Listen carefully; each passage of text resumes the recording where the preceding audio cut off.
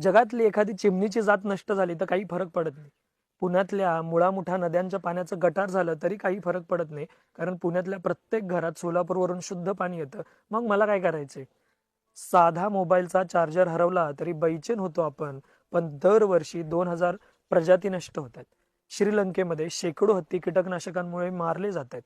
जुलै महिन्याच्या 2017ला जगातला 4थ्या क्रमांकाचा हिमखंड, ज्याचा एरिया 2400 किलोमीटर आहे, ज्याचं वजन 1 लाख टन आहे, तो दक्षिण ध्रुवापासून कायमचा तुटून 1,000 किलोमीटरचा प्रवास करतोय. त्याचं पुढे काय होणार हे आपल्याला माहिती नाही. महाराष्ट्राचं तापमान ऑलरेडी 50 डिग्री सेल्सिअस पर्यंत पोहोचलेले. 2050 सालापर्यंत हिमालयातल्या 12ही महिने वाहणाऱ्या नद्या कायमच्या बंद होतील किंवा काही महिने चालतील. 2100 सालापर्यंत जगाच्या समुद्रातील सगळे कोरल्स कायमचे नष्ट होतील. भुंगे कीटक नष्ट होतील आणि आपल्याला अन्नाची वणवण होईल. उत्तर ध्रुवावरती बिलकुल बर्फ शिल्लक राहणार नाही आणि जर तापमान 6 डिग्री सेल्सिअसने वाढलं तर मानवजात कायमची नष्ट होईल.